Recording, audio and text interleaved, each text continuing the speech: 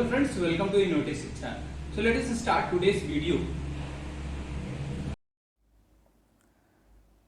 Hello दोस्तों, स्वागत है आपका इनोवेटिव शिक्षा में। तो हम आज स्टार्ट कर रहे हैं क्लास 12 के लिए एक बहुत ही इम्पॉर्टेंट सीरीज, जिसके अंतर्गत हम आज स्टार्ट कर रहे हैं क्लास 12 फिजिक्स चैप्टर 1, जो कि है आपका इलेक्ट्रिक चार्जेस एंड फील्ड्स। तो चैप्टर 1 जो है वो इलेक्ट्रिक चार्जेस एंड फील्ड्स के बारे में है। तो वीडियो स्टार्ट करने से पहले चलिए हम देख लेते हैं कि कौन कौन से इंपॉर्टेंट टॉपिक्स हम इस चैप्टर के अंतर्गत पढ़ने वाले हैं। पहले हम उसको देख लेते हैं, फिर हम एक एक टॉपिक को अच्छे से डिटेल में स्टडी करेंगे। ठीक है, तो आपका जो पहला टॉपिक होने वाला है वो आपका एक जनरल इंट्रोडक्शन होगा कि ये जो chapter electric charges and fields है उसको हम अपने डेली लाइफ में कहाँ देखते हैं, कहाँ ये ऐसा हमारा रोल प्ले करता है, इसको हम देखेंगे। उसके बाद हम इलेक्ट्रिक चार्जेस को समझने की कोशिश करेंगे कि इलेक्ट्रिक चार्जेस होती क्या हैं, वो कितने टाइप की होती हैं, उसकी क्या प्रॉपर्टीज़ होती हैं। उसके आधार पे हम कुछ मटेरियल्स को कंडक्टर्स और इंसुलेटर्स बोलते हैं, तो ये क्या होता है, इसकी क्या प्रॉपर्टीज़ होती हैं। ठीक है, और कुछ डिफरेंट मेथड्स ऑफ चार्जिंग भी हम सीखेंगे, जिसमें एक बहुत ही इंपॉर्टेंट है जिसको हम चार्जिंग बाय इंडक्शन बोलते हैं। इसको देखेंगे कि ये क्या होता है, ये कैसे वर्क करता है। ठीक है, उसी के बाद से आपका जो नेक्स्ट प्रॉपर्टी है वो है आपका basic properties of electric charge, यानी इलेक्ट्रिक चार्जेस की कुछ इंपॉर्टेंट प्रॉपर्टीज़ देखेंगे। और इलेक्ट्रिक चार्ज से ही रिलेटेड एक बहुत ही इंपॉर्टेंट लॉ है जिसको हम बोलते हैं कूलम्स लॉ, इसकी भी स्टडी करेंगे और इसके कुछ प्रैक्टिकल एप्लीकेशंस भी देखेंगे। और भी इंपॉर्टेंट टॉपिक्स इस चैप्टर के अंदर हम पढ़ने वाले हैं। तो चलिए हम बिल्कुल बेसिक से स्टार्ट करते हैं, क्योंकि ये आज का जो वीडियो है वो इस चैप्टर का आपको एक बेस बनाएगा। एक तरह से इंट्रोडक्टरी चैप्टर है जिसके अंतर्गत हम काफ़ी इंपॉर्टेंट चीज़ें आज डिस्कस करेंगे। तो चलिए स्टार्ट करते हैं एक जनरल इंट्रोडक्शन से। ठीक है, तो देखिए इंट्रोडक्शन में आपको सिर्फ ये सीखना है कि देखिए ये जो चैप्टर है इलेक्ट्रिक चार्ज और इलेक्ट्रिक फील्ड है वो हमारे डेली लाइफ में कैसे एसोसिएटेड है। ठीक है, इसको हम कुछ प्रैक्टिकल एग्जांपल से समझने की कोशिश करेंगे, तब आपको पता चलेगा कि ये जो चैप्टर है वो कहीं ना कहीं बहुत ही इंपॉर्टेंट रोल प्ले करता है हमारे प्रैक्टिकल लाइफ में। ठीक है, इसके कुछ एग्जांपल्स देख लेते हैं कि कौन कौन से एग्जांपल्स हैं जो कि हमारे डेली लाइफ से एसोसिएटेड है। तो पहला एक बहुत ही कॉमन एग्जांपल है, जब भी ड्राई डेज के अंदर आप कोई, जैसे सपोज कीजिए कोई एक सिंथेटिक क्लोथ आप पहने हैं। ठीक है, अब जब इस सिंथेटिक क्लोथ को जब आप बाहर करते हैं अपने बॉडी से, या फिर जब इस कपड़े को उतारते हैं, तो कई बार आपको कुछ स्पार्क्स दिखाई देता है। ठीक है, तो ये स्पार्क क्यों होता है, किसके वजह से होता है। ठीक है, इस सब चीज़ों का ही स्टडी हम इस चैप्टर के अंदर करने वाले हैं। ठीक है, या फिर आपने देखा होगा कुछ अलग फिनोमेना भी, जैसे आपने लाइटनिंग की फिनोमेना देखा होगा। जब भी गरज चमक के साथ बारिश होती है तो उस समय स्काई में क्या होती है, लाइटनिंग होती है। तो ये क्यों हो रही है, किसके वजह से हो रही है, इन सब चीज़ों के बारे में भी हम स्टडी करेंगे।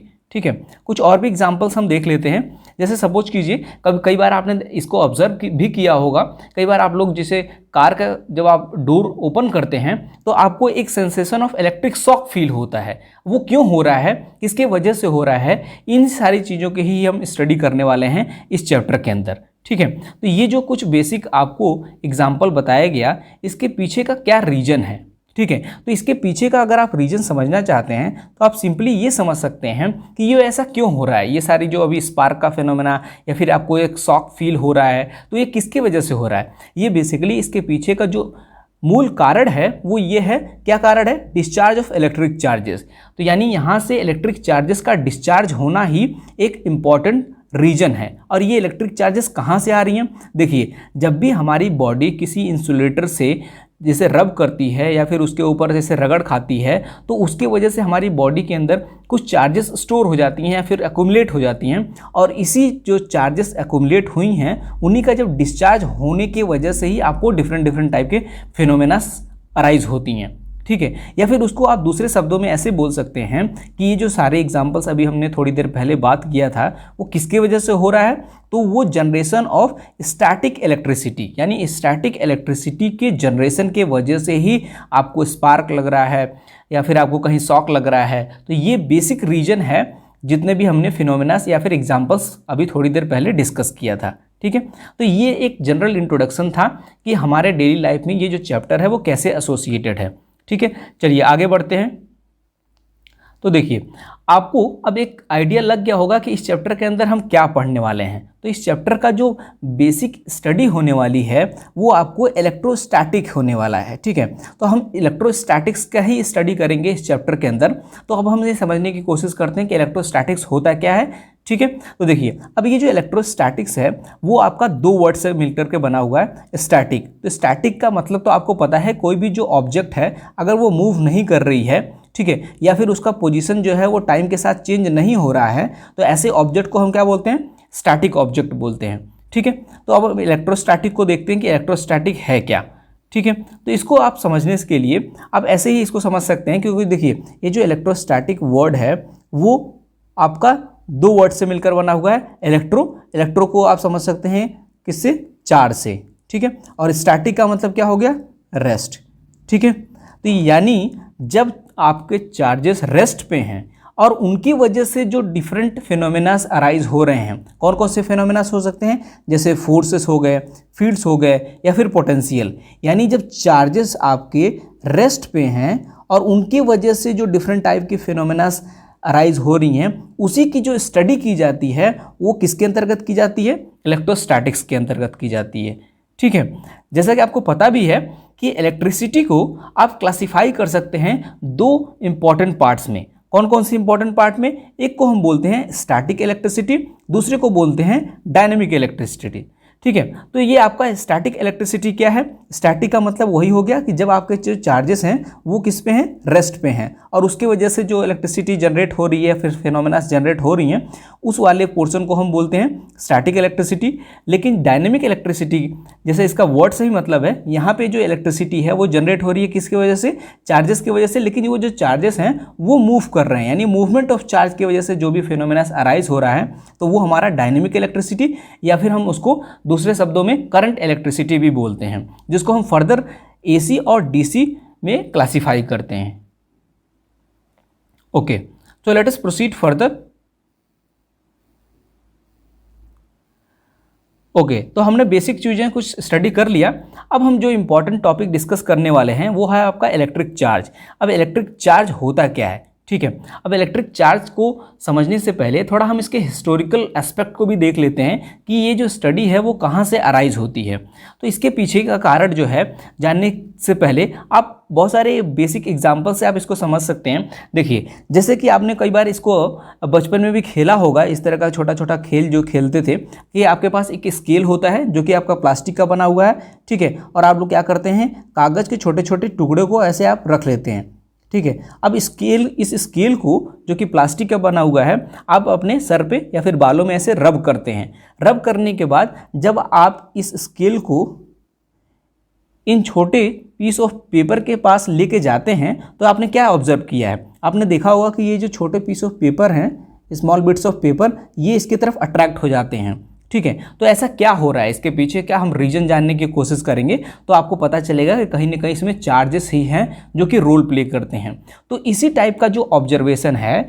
एंशियंट टाइम में जो ग्रीक पीपुल थे, यानी ग्रीस के अंदर भी इस तरह से उन्होंने कुछ चीज़ें ऑब्जर्व किया था, और यहीं से कहीं ना कहीं हमारी जो स्टडी ऑफ इलेक्ट्रिसिटी है वो एक तरह से आप ये बोल सकते हैं कि कहीं ना कहीं स्टार्ट हुई थी, ठीक है। तो ग्रीस के लोगों ने ये पाया कि एक पदार्थ होता है जिसको हम अंबर बोलते हैं, जो कि कुछ ऐसा दिखता है, आप देख भी सकते हैं, ये है आपका अंबर, ठीक है।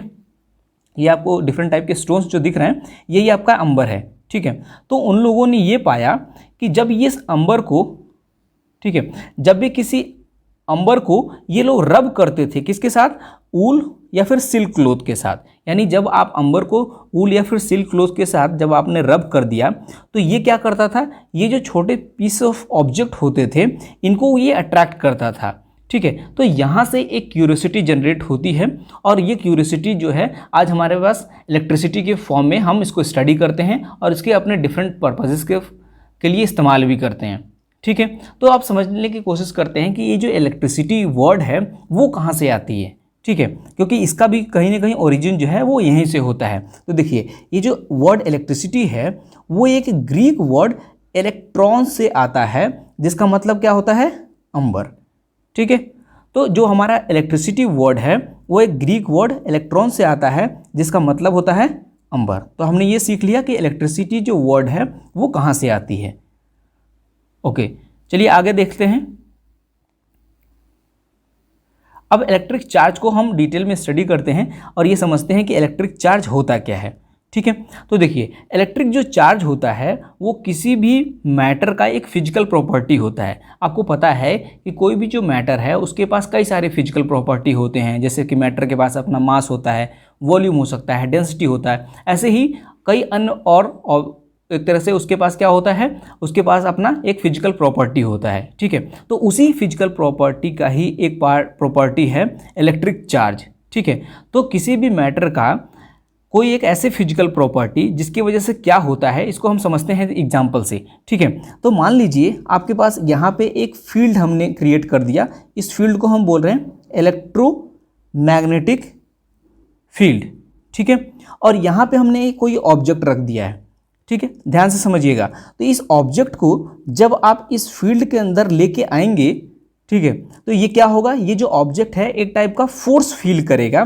तो इसी ऑब्जेक्ट की इस प्रॉपर्टी को हम क्या बोलते हैं, इलेक्ट्रिक चार्ज। ओके, बात समझ में आ गई?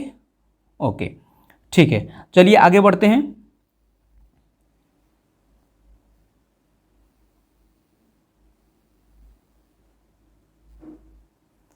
देखिए अभी हमने जाना कि इलेक्ट्रिक चार्ज क्या होता है। अब ये जानते हैं कि इलेक्ट्रिक चार्जेस कितने प्रकार की होती हैं।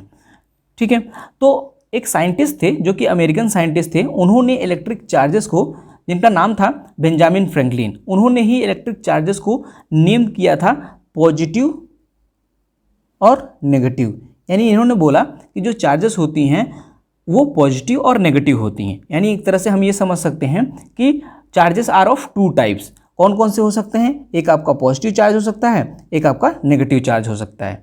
ठीक है, अब ये नेगेटिव और पॉजिटिव चार्जेस कहाँ से अराइज हो रहा है, इसको जानने के लिए आपको थोड़ा सा मैटर को थोड़ा और डिटेल में स्टडी करना पड़ेगा। तो जैसे आपको पता है कि कोई भी अगर आपका यूनिवर्स का मैटर है वो अल्टीमेटली किससे बना हुआ है, वो आपका कहीं ना कहीं एटम से बना हुआ है। आप जब एटम को एक तरह से ब्रेक डाउन करते हैं तो आपको ये पता चलता है कि एटम के अंदर आपका एक न्यूक्लियस होता है, जिसके अंदर आपके दो पार्टिकल्स जो कि हैं आपका कौन कौन से, प्रोटॉन और न्यूट्रॉन। ठीक है, और आपका जो इलेक्ट्रॉन होता है इसके बाहर चक्कर लगाता है। ठीक है, ये बेसिक चीज़ है जो कि आप लोगों ने अपने प्रीवियस क्लासेस में भी पढ़ रखा होगा। ठीक है, तो ये आपको पता है। तो देखिए अब यहाँ पे जो इलेक्ट्रॉन है वो आपका नेगेटिवली चार्ज होता है और जो प्रोटॉन है वो पॉजिटिवली चार्ज होता है और न्यूट्रॉन जो है वो एक तरह से न्यूट्रल होता है। और यहीं से ही एक तरह से चार्ज का कॉन्सेप्ट अराइज होता है, जिसकी वजह से हमें पता चलता है कि जो चार्जेस होती हैं वो आपका पॉजिटिव और नेगेटिव दो टाइप की होती हैं। ओके, चलिए अब ये स्टडी करते हैं कि जो चार्जेस हैं उनके बीच में जब इंट्रैक्शन होता है तो क्या होता है। जैसे कि आपने क्लास 11th में इस चीज़ को पढ़ रखा होगा कि आपने ग्रेविटेशनल फोर्स के बारे में पढ़ा होगा। ठीक है, कि जब भी आपके कोई भी दो मासेस एक दूसरे के पास आती हैं तो इनके बीच में क्या होता है, एक टाइप का म्यूचुअल अट्रैक्शन होता है। यानी हमने ये पढ़ा है कि जो ग्रेविटेशनल फोर्स होता है वो कैसा होता है, उनके बीच में हमेशा क्या होता है, अट्रैक्शन होता है। यानी इसके बीच में सिर्फ एक ही पॉसिबिलिटी है। ठीक है, कि अगर कोई भी दो मास है, जैसे सपोज कीजिए यहाँ पे मास है, उसका मास m1 है, इसका मास m2 है। ठीक है, इन दोनों को अगर हमने एक पास रखा तो इनके बीच में एक म्यूचुअल अट्रैक्शन ही होता है और दूसरी कोई और पॉसिबिलिटी नहीं होती है, क्योंकि जो मासेस होती हैं उसमें कोई ऐसा प्लस और माइनस नहीं होता है। ठीक है, कभी भी हम ऐसे नहीं बोलते हैं कि पॉजिटिव मास नेगेटिव मास। ठीक है, लेकिन हमने अभी देखा कि जो चार्जेस होते हैं इस केस में ऐसा पॉसिबल है, तो इसलिए यहाँ पे आपको डिफरेंट टाइप के इंट्रैक्शंस भी पॉसिबल हैं। ठीक है, तो देखिए जैसे मान लीजिए आपके पास दो चार्जेस हैं, एक चार्ज आपका प्लस चार्ज है, दूसरा चार्ज भी आपका प्लस चार्ज है। ठीक है, या फिर दूसरे एग्जांपल में ये देख लेते हैं, मान लीजिए एक आपका नेगेटिव चार्ज है, दूसरा भी नेगेटिव चार्ज है। तो इनके बीच में यानी इस प्लस प्लस और माइनस माइनस इनके बीच में हमको ये देखने को मिला कि जब चार्जेस जो हैं वो एक तरह से लाइक होते हैं, यानी एक तरह से एक समान चार्जेस होते हैं, तो इनके बीच का जो बिहेवियर होता है वो कैसा होता है, रिपल्सन। यानी एक दूसरे को क्या करते हैं, रिपेल करते हैं। ठीक है, लेकिन जब चार्जेस अनलाइक होते हैं, अनलाइक कहने का क्या मतलब है कि मान लीजिए आपका एक चार्ज प्लस है और दूसरा चार्ज माइनस है, या फिर आप माइनस ले लीजिए और ये प्लस ले लीजिए, यानी ये अनलाइक चार्जेस हैं। ठीक है, अब अनलाइक चार्जेस के बीच में जो इंट्रैक्शन होता है तो यहाँ पे किस तरह का इंट्रैक्शन होता है, वो हमेशा अट्रैक्शन होता है। ठीक है, ओके, तो चलिए आगे बढ़ते हैं। अब इस चीज़ को यहाँ पे भी देख सकते हैं कि जब चार्जेस जो हैं वो अनलाइक हैं, यानी एक पॉजिटिव है दूसरा नेगेटिव है, तो ये क्या कर रहा है, अट्रैक्ट कर रहा है। लेकिन अगर पॉजिटिव और पॉजिटिव है तो यहाँ पे रिपेल हो रहा है, और ऐसे ही नेगेटिव और नेगेटिव है तो यहाँ पे भी रिपेल हो रहा है। ठीक है,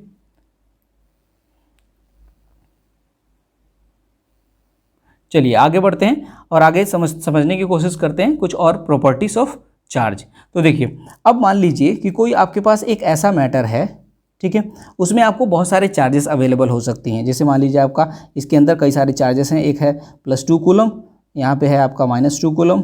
ठीक है, तो अभी सिंपल रखने के लिए हम सिर्फ 2 ही चार्जेस मान लेते हैं। तो इसके ऊपर अगर हम टोटल नेट चार्ज निकालें कि टोटल नेट चार्ज इसमें कितना है, तो आपको पता चलेगा कि यहाँ पे जो नेट चार्ज है वो 0 है। ठीक है, तो ऐसे चार्जेस या फिर ऐसे ऑब्जेक्ट जिसका जो नेट चार्ज 0 होता है, ऐसे चार्जेस को हम क्या बोलते हैं, न्यूट्रल, या फिर ऐसे ऑब्जेक्ट को हम क्या बोलते हैं, न्यूट्रल बोलते हैं।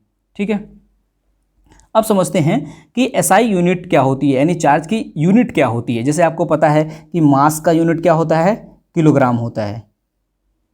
तो इसी तरह से चार्ज का भी अपना एक यूनिट होता है, और चार्ज की यूनिट को क्या बोलते हैं, कूलम बोलते हैं। ठीक है, जिसको हम कैपिटल C से डिनोट करते हैं।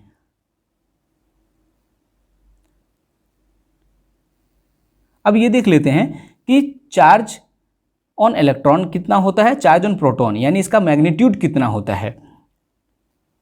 तो देखिए, तो चार्ज ऑन इलेक्ट्रॉन की अगर हम बात करें तो चार्ज ऑन इलेक्ट्रॉन जो है वो क्या होता है, -1.602 इंटू 10⁻⁻19 कूलम। तो ये इतना चार्ज होता है इलेक्ट्रॉन के ऊपर, और सेम अमाउंट ऑफ चार्ज होता है प्रोटॉन के ऊपर भी, लेकिन यहाँ पे जो होगा वो आपका प्लस चार्ज हो जाएगा।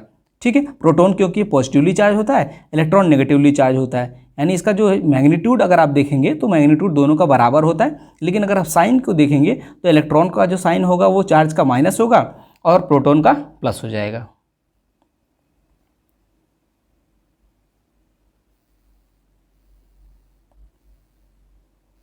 अब इस टेबल से भी समझ सकते हैं, जैसा कि आपको यहाँ पे बताया गया है कि जो प्रोटॉन है वो आपका पॉजिटिवली चार्ज है, और इसका अमाउंट यहाँ पे लिख रखा है, और इसका जो मास होता है वो होता है 1.67 इंटू 10⁻⁻27 kg, और न्यूट्रॉन के ऊपर कोई चार्ज नहीं होता इसलिए यहाँ पे 0 रखा हुआ है, और इसका जो मास होता है वो प्रोटॉन के मास के इक्वल होता है, और इलेक्ट्रॉन के ऊपर चार्ज होता है -1.602 इंटू 10⁻⁻19 कूलम, और इसके ऊपर मास जो होता है वो 9.11 इंटू 10⁻⁻31 kg।